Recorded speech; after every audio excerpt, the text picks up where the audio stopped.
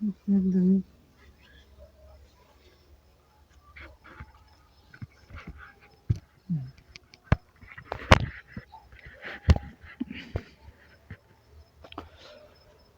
जय हिंद आप सभी को, जय श्री राधे राधे।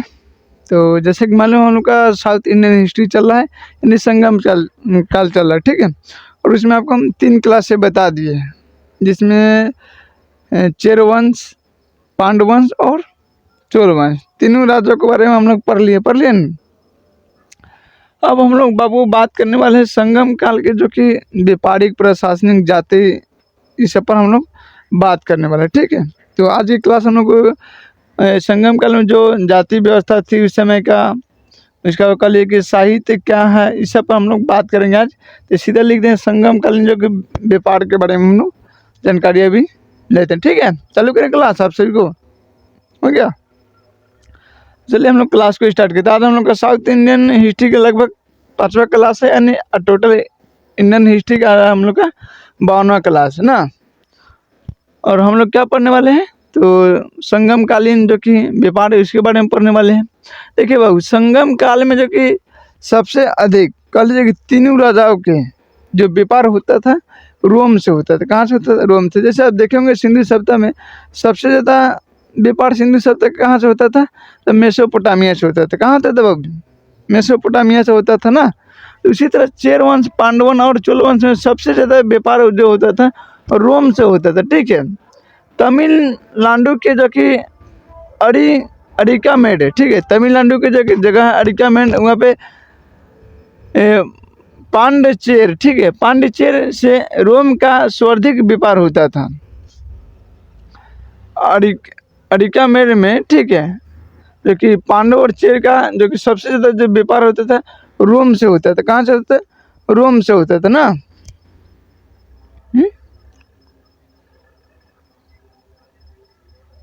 नहीं, सब कुछ ठीक है, ठीक है। नहीं, इसके पहले बार हम आपको बताए थे। हाँ हाँ, जाके देख लीजिएगा पिछले। तो सबसे ज़्यादा क्या है, पांडे और चेर का क्या है बाबू? पांडव और चेर का हम लोग का देखिएगा कि सबसे ज़्यादा व्यापार किस रोम से होता था। उस समय की जाति व्यवस्था क्या है, तो इसके बारे में बता देते हैं। उस समय जाति व्यवस्था जो थी संगम काल में, आप देखिएगा उत्तर भारत के विपरीत था। क्या था? उत्तर भारत के विपरीत था, जाति व्यवस्था थी। बट यहाँ जो था जो कि सामंत तथा दास में समाज बटा हुआ था, ठीक है। उत्तर भारत में क्या था कि यहाँ जो था उत्तर भारत में तुम हिंदू हो, तुम मुस्लिम हो, वो सिख है, ईसाई है, क्या तुम मुगल उगल सब मिला जुला के चल ही रहे थे ना। सब लोग था, तू शूद्र है, वैश्य है, ये सब क्षत्रिय ब्राह्मण ये सब चल रहा था।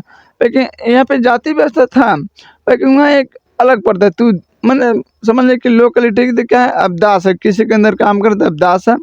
और सामंत क्या है? सामंत के जानबे करते कि राजा के जो कि मंत्रीगण ये सब बन जाता है आगे सामंत। तो इधर क्या था, सामंत तथा दास प्रथा था। इस 2 भाग में बांटा हुआ था समाज उस समय। यहाँ का वर्ण व्यवस्था जो था, यहाँ ऊंच नीच की जाति व्यवस्था नहीं थी, ठीक है। दक्षिण भारत में उस समय क्या था, ऊंच नीच वाला जाति व्यवस्था वहाँ पे नहीं था। सिर्फ सामंत और दास की बात कर लीजिए, बात तो वही घुमा फिरा के कर लीजिए तो वही बात है ना। यहाँ स्पष्ट रूप से कह देता था कि हाँ तुम नीच हो, ऊंच है। वहाँ दास ना, दास किसको बोलते हैं? अधिकांश अमूमन लोग जो कि अपने नौकर चाकर को ही दास बोलते हैं कि नहीं बोलते हैं? तो बात वही है ना। तो और सामंत, तो इधर जो है बिहारी लोग रहते हैं, जाति ठेठ भाषा बोलने वाले, इधर सीधा स्पष्ट रूप से जो कुछ का ना मुँह पकड़ उधरे बातों घुमा कर। आप खुद देखिए ना, दास का मतलब क्या करूँ, बड़े हो गए। हाँ, एगो होता है कि बड़े बड़े विद्वान लोग अपने अंदर दास लगाते हैं, तो उनका एक अलग होता है। जैसे आप लोग अमूमन सुने होंगे कि एक सिक्के का 2 पहलू होता है कि नहीं होता है? ठीक उसी तरह तो जब आप दास प्रथा सामंत की बात करें, आप सीधा सब में सामंत रखते, सब में सीधा दास रखते, तब मानते कि कोई व्यवस्था नहीं था। क्या चीज़? तो बात तो घुमा फिरा के वही है। ठीक है। तो यहाँ ऊंच नीच का वाला मैंने बात नहीं था, बाकी हाँ आप कह लिए कि दास संबंध वाला ये प्रथा चलता था। संगम कालीन के जो बंदरगाह है उस पर हम लोग बात करते हैं। जो संगम काल में जो बंदरगाह थे, देखिए इस समय तीनों ही वंश के पास अपने अपने बंदरगाह थे, ठीक है। पांडव वंश के अपने थे, चेर वंश के अपने थे और चोल वंश के अपने बंदरगाह थे। मतलब तीनों वंश का अपना अपना खुद का बंदरगाह था। जैसे कि आप देख लीजिए चेर का बंदरगाह कौन था? बंदर चेर, ठीक है। क्या था? बंदर से जगह के नाम है अपनी। तो ये चेर वंश का बंदरगाह था। चोल वंश का बंदरगाह का नाम आप देखिएगा पुहार तथा उड़ई। उड़ई जो उनकी राजधानी, उड़ई उड़ जो राजधानी भी रहा है चोल का ना, तो उनका राजधानी के पुहार का लिए या उड़ई का लीजिए बंदरगाह का नाम था।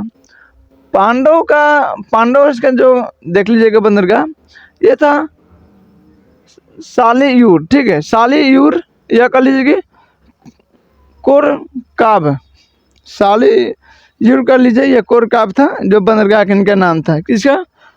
पांडव वंश का, ठीक है। अब हम लोग बात करने वाले हैं जो कि संगम कालीन जो कि साहित्य है उस पर हम लोग बात कर लेते हैं, ठीक है। जो संगम काल में जो साहित्य लिखा गया है उस पर हम लोग बात कर लेते हैं ना। इस सब का नोट से बनाते रहिएगा।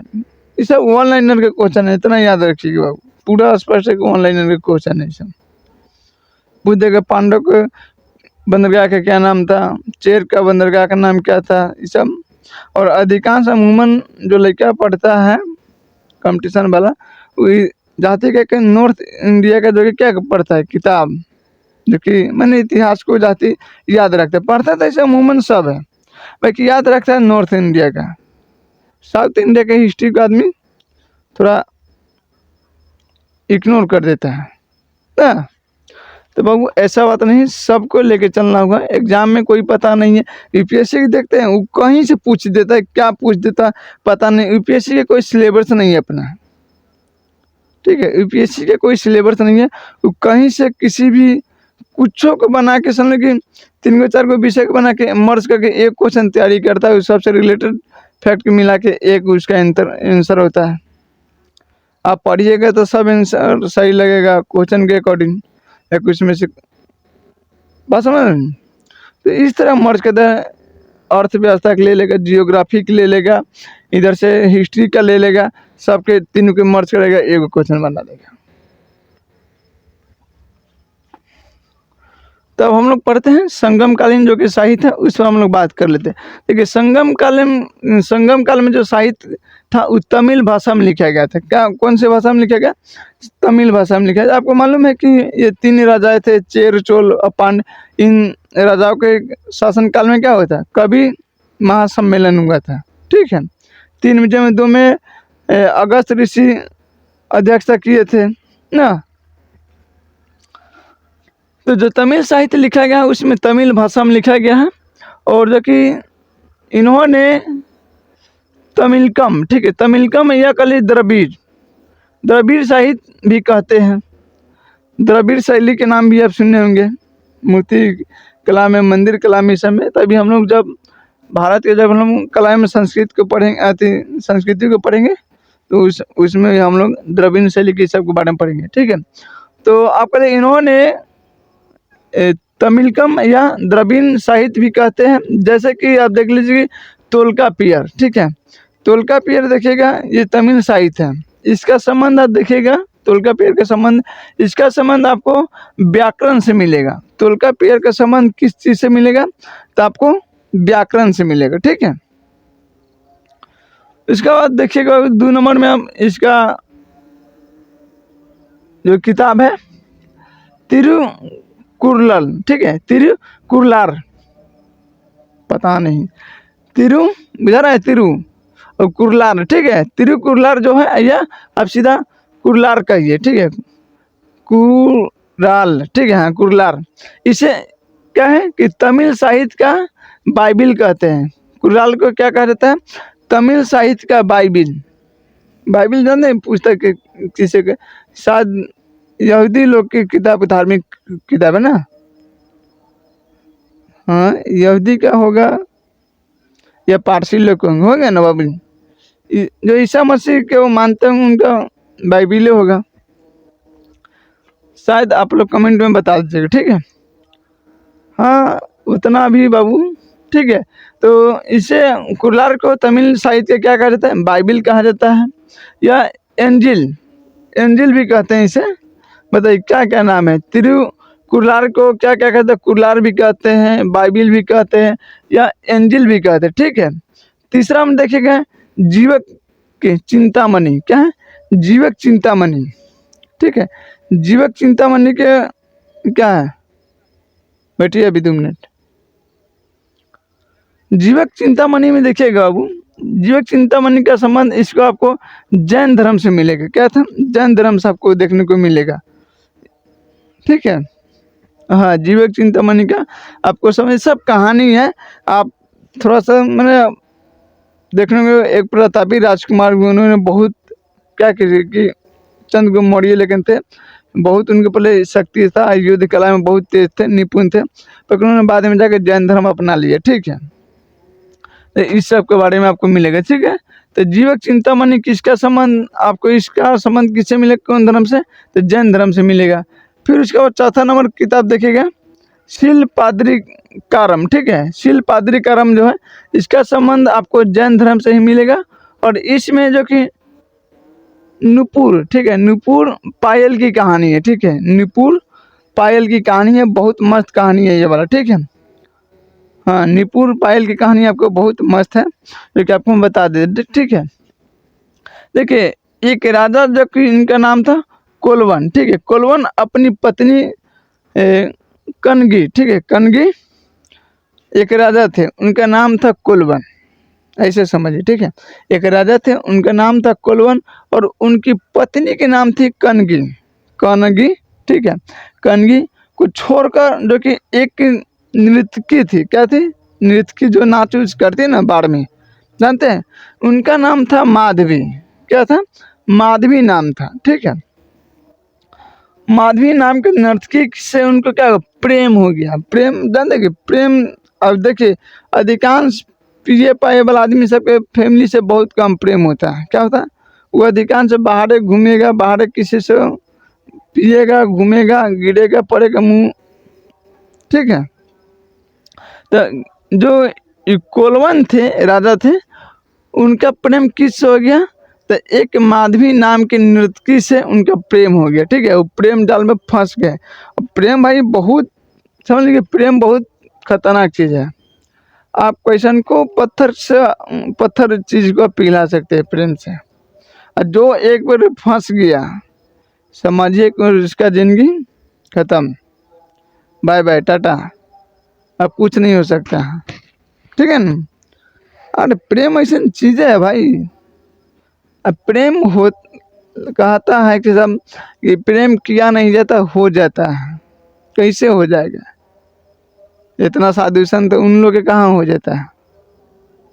देखिए इस संसारिक मुँह, ये बात जाहिर ही सच है कि इस संसारिक मुँह में आपको हर एक चीज़ फंसाएगा, ठीक है। बाकी आप उलझना चाहते हैं तभी आप उलझिएगा। जब आप खुद नहीं चाहिए उलझने का, तो कहाँ से आप देखिए कि बांझ देखिए और अन्य चिड़ै भी देखिए। जब शिकारी जब जाल लगाता है या पिंजरा लगाता है तो हर एक चिड़ै के लिए लगाता है ना, लगाता है कि नहीं लगाता? उसमें कबूतर, चिड़चुड़, जो कुछ आप कह लीजिए कि तोता मैना सब आके फंस जाता है, सब फंस जाता है। बाकी बांझ नहीं फंसता है, वो इतना चला के पिंजरावे के लेके उड़ जाता है। बात समझ आ रहा है? नहीं आ रहा है? तो उसी तरह बनना है। चिड़ै कबूतर ये सब बनिएगा तो कोनो फंसाइए उड़ा के बस हलाल कर देगा क्या? यानी प्रेम जब फंस गया वो समझे कि मरले दाखिल है ना। वो देखेगा कि जब लड़की के शादी हो जाता है तो वो देखेगा बिछाना डले रहेगा, खाना गार्जियन कह रहा खा ले, कोई फर्क नहीं पड़ता है। उन लोग दो गाड़ी दे रहा, कोई फर्क नहीं पड़ता, सीधा रोएगा। अरे गजब की बात है भाई, ठीक है।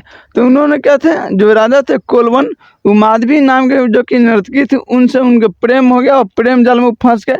और फंसने के कारण उन्होंने इतना पैसा लुटाया, इतना पैसा लुटाया। देखिए बहुत, अभी आपको एग्जाम्पल के तौर पर देखना पड़ेगा आपको। अगर कोई लड़का अगर फंस गया है तो उनका गार्जियन अगर उनसे 500 रुपया मांग दे या 100 रुपया मांग दे, वो झटक के बोलेगा हमारा प्लान ना है, ठीक है। बाकी वही अगर कोनो प्रेमिका उसको फ़ोन कर दे, कह दे ना, कहते कि बाबू आज 10,000 के ज़रूरी, वो तुरंत अगर उसका प्लान ना है फिर भी भीख मांगेगा, तुरंत दोस्त को फ़ोन लगाएगा, फलाना के चिल्ला के, मैंने कहती हुआ आधा घंटा में 10 रुपया पूरा उसको दे देगा, हाँ ले जाओ ले जाओ। अब वो जब छोड़ के चल जाता है तो बैठ के घसेगा, रोएगा, कितना डी तो सुसाइड कर लेता है, कि नहीं कर लेता है। तो इस समय प्रेम उरेम में फंसना नहीं चाहिए बाबू, ठीक है। ये सब चीज़ देखो, हम ये नहीं कहते कि आप प्रेम ना कीजिए, प्रेम नहीं कीजिए इंसान थोड़ी हो जाए, पत्थर हो जाएगा, ठीक है। उतना ही लगाव रखिए, ठीक है, जितना आप भी खुश रहे वो भी खुश रहे, ना उनको जाने के दुख होना चाहिए ना आने का खुशी होना चाहिए, ठीक है।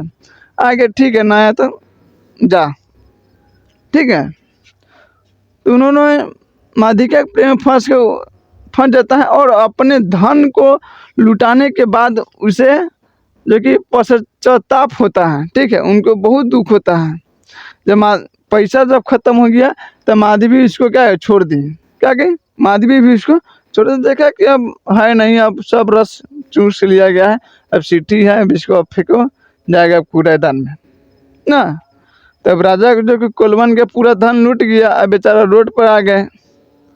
अब सोचा कि चलो बाबू पतली गली से निकल। अब तो जब लूट गया पूरा, तब उनको जब छोड़ दी तब उनको एहसास हुआ कि हाँ दुनिया में सब धोखेबाज है। तब फिर अपना पत्नी के पास गए, कहाँ गए, वो अपना पत्नी के पास गए, कनगी के पास, ठीक है। कनगी बहुत समझ ले कि भोली भाली स्त्री थी, ठीक है। अमूमन बहुत लोग भी आपको देखने को मिलेगा, अभी तो लड़का सब भोला भाले बन गया है, पता नहीं लड़का सब के ऊपर कहिया जुल्म चढ़ेगा बेचारा, वो कहिए तक ये भितरिया मार सहेगा पता नहीं, ठीक है। और अपनी जब गलती का एहसास हुआ तो उन्होंने अपनी पत्नी के पास लौटता है और उसी पत्नी को पूरा दुख दर्द बेचारी बताता है, बेचारा कि ऐसे हुआ था, हम बेकार फंसे, हमको माफ़ कर दो। जैसे आज देखिएगा बहुत लोग करते हैं से, अब मैंने बहुत अपन रोया गिड़गिड़ाया, बेचारा मनाया, पत्नी भोली थी, मान गई कि ठीक है कोई बात नहीं, चलो लूट गया तो हम लोग फिर आप सुधर गए, आपको एहसास गलती का एहसास हो गया, अब हम लोग अपना ज़िंदगी किसी तरह हम लोग गुजार लेंगे, क्या फ़र्क पड़ता है ना। तो पत्नी ने साथ दिया, तो उनके पत्नी ने अपना एक पायल दिया, क्या था, उन्होंने अपना एक पायल दिया, ठीक है। अपने पति को उन्होंने अपना एक पायल दिया और बोला कि जाइए अब इसको बेच के अब इसे क्या कीजिए, बिजनेस कीजिए, ठीक है, जो आपका उचित लगे आप वो कार्य कीजिए, ठीक है। बट उन्होंने कहाँ पायल के लेके कहाँ चले गए, मदुरई शहर चले गए, कहाँ चले गए, मदुरई शहर चले गए, ठीक है। और मदुरई में जाके उन्होंने व्यापार करने की शुरुआत की।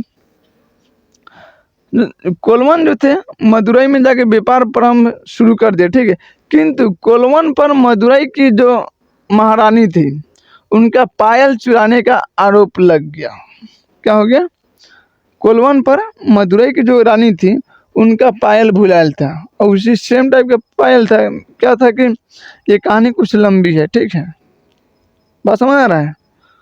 जब महारानी के जब पायल बन रहा था सोनार की, हाँ ठीक है, तो सोनार ने क्या क्या एक पायल बनाया उनको।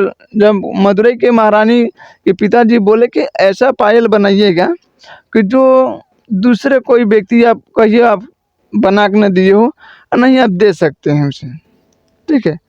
बाकी बना पायल महारानी पहन ली, बाकी भूल चूक से जो कोलवन थे यानी, ठीक है, वाले कनगी, इनके पिताजी भी ये भी राजा थे ना भाई, तो उन्होंने कहा कि एक पायल, इन्होंने गलती से 2 जोड़ी पायल बना दिए थे, ठीक है। अब जो गलती से 2 जोड़ी जो पायल बनाए थे सेम टू सेम हुबेहू, तो एक जो थी मदुरई की महारानी पहनी थी और एक जो थी कनगी जो कि कोलवन की पत्नी थी वो पहनी थी, और दोनों की पायल सेम सेम था। अब बहुत कीमती था भाई, अब महारानी है तो कीमती पहनेगा ना। अब दोनों पायल सेम होने के कारण महारानी जो थी मदुरई के, उनका एक पायल गुम हो गया, और उसी पैर का गुम हुआ जिस पायल को जो कि कनगी ने अपना पायल दिया था उनको, ठीक है। अब वो जब मदुरई शहर पहुँचे, वहाँ सुनार में बात की, ताले महारानी के पायल घूमूंगे तो पूरे डंके पिटेंगे, महारानी का पायल चोरी हो गया, पायल चोरी हो गया। बस सोनार से जब बेचने के वितरण किए थे, उन्होंने बता देगा फलाने आदमी ने हमको ये पायल दिया है। पहले सोनार को लपटा, फिर सोनार इनका नाम बताया, वो इनको लपेट के ले गया। अब जो कोलवन लपेट के ले गया, अब महारानी जो थी मदुरई की, उन्होंने फांसी सुना दी। क्या दी? सुनाई, फांसी सुना दी। ठीक है। अब फांसी जब सुना दी कोलवन के, तो फांसी पर चढ़ा दिया गया। ठीक है। अब बाद में वो पायल उन्हीं के समझ के पास से निकला। ठीक है। तब वो देखा कि अरे भाई ये पायल हमारा यहाँ है, तो ऐसा हुबहू पायल किसका है। तो फिर सुनार के बुलाया गया कि भाई सेम टू सेम तुमको बोला गया, एक जोड़ा बनाने के लिए तुमने ये कैसे इसमें सेम टू सेम हो गया। तब वो बताया कि हमके साथ ऐसा ऐसा हुआ था, पायल जो बनाए थे कहीं रखा गया था, तो आपको फिर दूसरा बना के दिए। ठीक है। और ये पायल बाद में मिला तो हम फलाने आदमी से वितरण कर दिए। मैंने ऐसा कहानी। ठीक है। ताले तो कोलवन के तो चैप्टर क्लोज था। अब कनगी बेचारी आई, रोती भी लगती, मैंने अपन आई एकदम क्रोध में आकर उन्होंने शराब दे दिया कनगी ने कि जाइए मदुरई शहर क्या हो जाएगा, नष्ट हो जाएगा। ठीक है। क्या हो जाएगा? मदुरई शहर नष्ट हो जाएगा। ठीक है। उन्होंने शराब दे दिया। और उसके बाद देखे मणि मेखल एक क्या हुए व्यक्ति हुए, जो कि उनका भी एक किताब है, इसका भी आपको संबंध बौद्ध धर्म से मिलेगा। मणि मेखले की किताब जो आती है, वो संबंध किससे मिलेगा आपको? बौद्ध धर्म से मिलेगा। जो इनमें कोलवन तथा माधवी से उत्पन्न संतान का नाम था मणि मेखल। ठीक है। जो मणि मेखले थे वो कौन थे? एक जो राजा थे कोलवन, और जो माधवी थी नर्तकी बताते ना, वो दोनों का प्रेम प्रसंग से क्या हुआ था, एक संतान उत्पन्न हुआ, यानी आपका लिए कि जन्म लिया। बात समझ रहे हैं? तो उनका नाम था मणि मेखले। ठीक है। और वो बहुत प्रतापी व्यक्ति हुए, और उनसे बाद में उन्होंने जाकर बौद्ध धर्म अपना लिया। तो उन्होंने किताब लिखा था मणि मेखले। ठीक है। तो ये जो मणि मेखले किताब है, उनसे ही नाम पर है, और ये बौद्ध धर्म से संबंधित है। ठीक है। जो कि मणि मेखले की चर्चा आपको इस किताब में आपको देखने को मिलेगा, जिसमें अंत में जाकर उन्होंने बौद्ध धर्म अपना लिया। ठीक है। अब हम लोग पढ़ने वाले ओकाटक वंश के बारे में। ठीक है, नेक्स्ट क्लास में। तो आप सभी को जय हिंद, जय श्री राधे राधे। आज के क्लास आपको कैसा लगा, अपना जो कि फीडबैक है कमेंट में जरूर बताइएगा। ठीक है। फिर हम लोग मिलेंगे अगले नेक्स्ट क्लास में।